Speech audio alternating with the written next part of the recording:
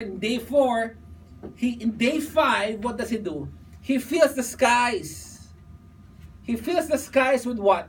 With birds.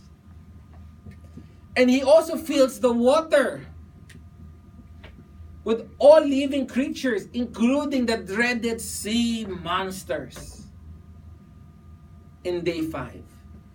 So what's lacking? Day 6. What happens in day 6? Verse 24. Then God said, "Let the earth bring forth living creatures after their kind, cattle, creeping things, and beasts of the earth after their kind," and it was so. So, kulang na lang yung laman sa lupa. Because may laman na sa langit, sa heavens, may laman na sa water, the fish and the monsters, right? And now, there's nothing on land. On land, God said, now, let's have beasts, right? Cattle and creeping things and beasts on the earth after its kind. Verse 25. And God made the beasts of the earth after their kind, and the cattle after their kind, and everything that creeps on the ground after it. God saw it was good. Again, you see, here, scientifically, it makes no sense. How can the earth produce a cow? Produce a sheep? No. God was just assigning them functions. So everything on earth right now is functioning. It was doing good. From day 1, when God created time, to day 2, when God created weather, and day 3, when God created the basis for food, and day 4, when God created the calendar, and day 5, when God filled the skies with birds, and the sea with fish and whales and all those animals, including the monsters. And in day 6, we see God now filling the land. The cows, the sheep. Then after all of that, we go to verse 26. And this is where we will camp a little. It says, then God said, after creating and assigning functions to every living creatures and everything that exists, God now creates man. He says, then God said, let us make man in our image according to our likeness. Now, I have a question. I remember when I was young, I happened to watch the wedding of Prince Charles and Lady Di. Did you watch that? People really waited for that. What's the name of his son? Andrew, Philip. What's the name of the son that got married? William. William. I didn't watch that anymore. I'm too old for that. But I'm sure the younger people. I remember my sister, Prince Charles, right? Then the brother is Andrew, right? I remember my sister had a crush on Prince Andrew. He wrote him.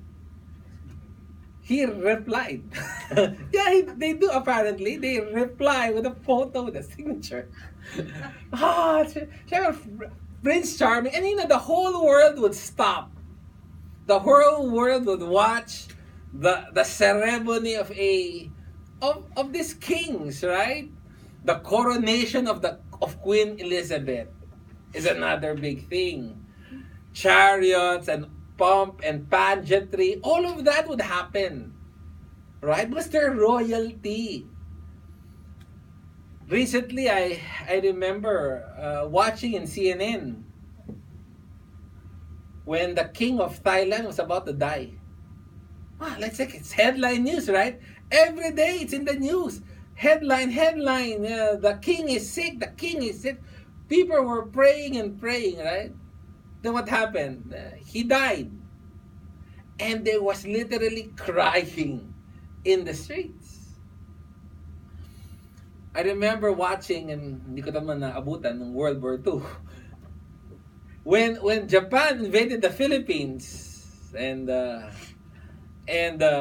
was a war, and the U.S. bombed Hiroshima and Nagasaki, right? And the Japanese did not want to surrender. They were very loyal to the emperor. And what they did, instead of being invaded, they said they're willing to give their life to the emperor. Right? And they would get their kamikaze, right? Their planes, and make it into a missile. And they would crash in honor of the emperor. And the Japanese would not end war until the emperor said, okay, let's stop it. Let's stop this war. And it's only then that the Japanese decided that it's done, because the emperor has spoken. The thing there is this kings, these emperors, the queen.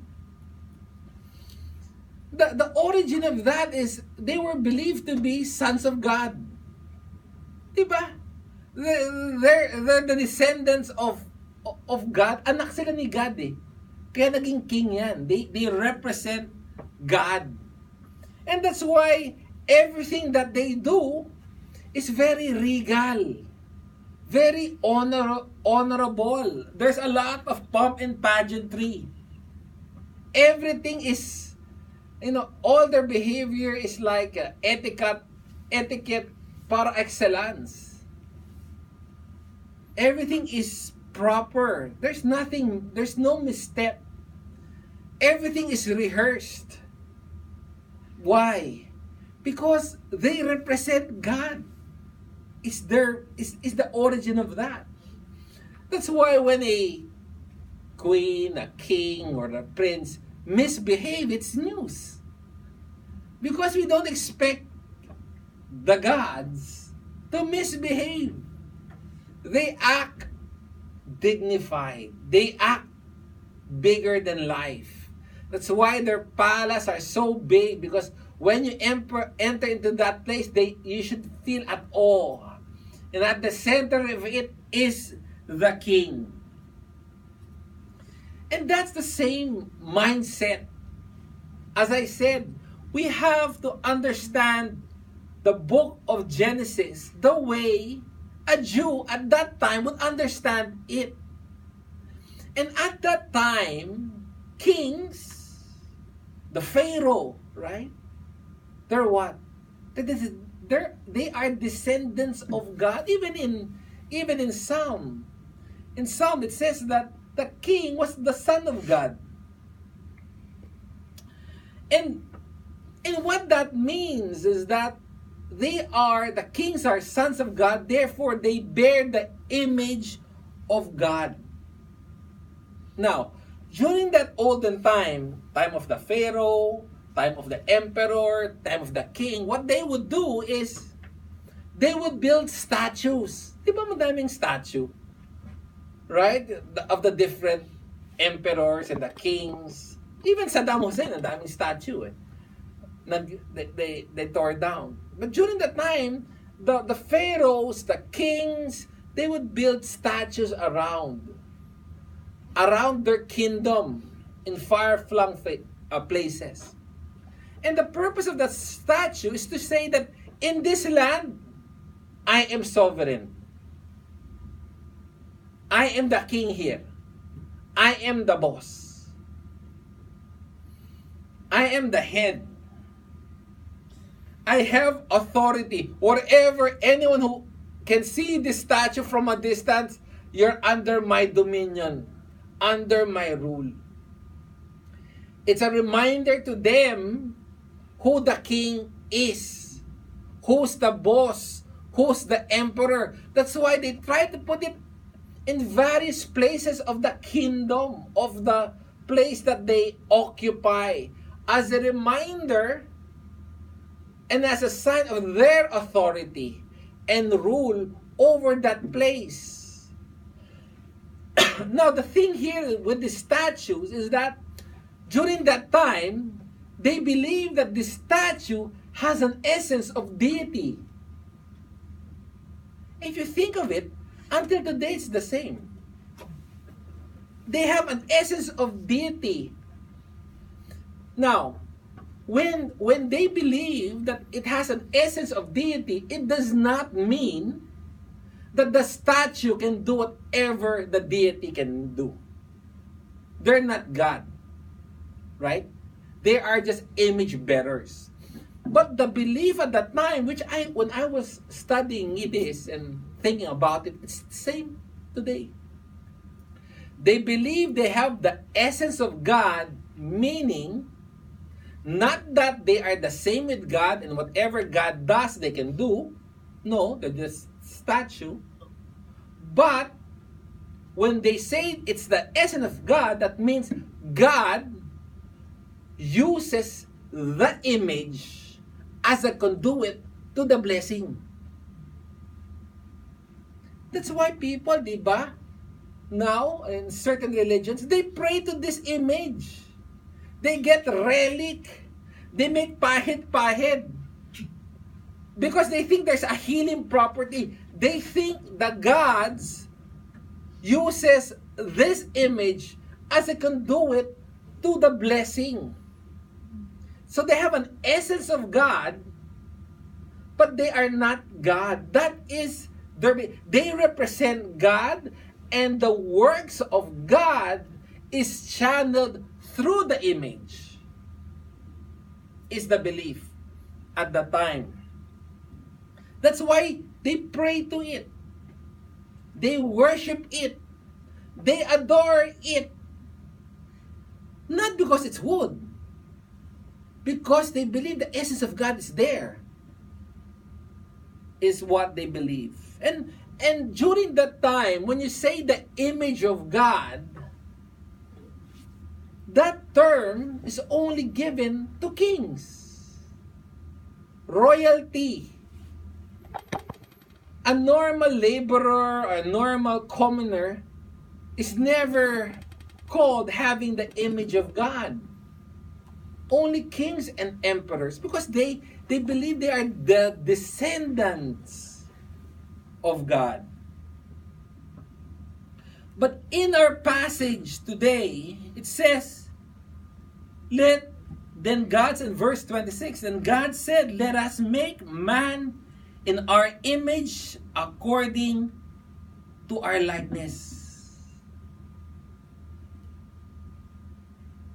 You get the connection. The connection here is the statues are a representative of a king. When God said He will make man in His image and likeness, what that means is He will make man to be His representative here on earth. All mankind is created in the image and likeness of God. Therefore, all mankind should be a representative of God here on earth. That's why nga yung greatest question, yung what on earth are we here for, is found in Genesis. You are here to be an image bearer of God. You are. The fall of man does not take out that. But the problem is, we are. The question is, are we a good one or a bad one? Are we a good image bearer of God, or are we a bad? It is only man that is connected to God in such a manner. Only Adam was connected to God in such a manner, being His actual representative here on earth. Now, as we saw, in the beginning, right? God, in the beginning period, in Genesis chapter 1, verse 1, in the beginning period, God created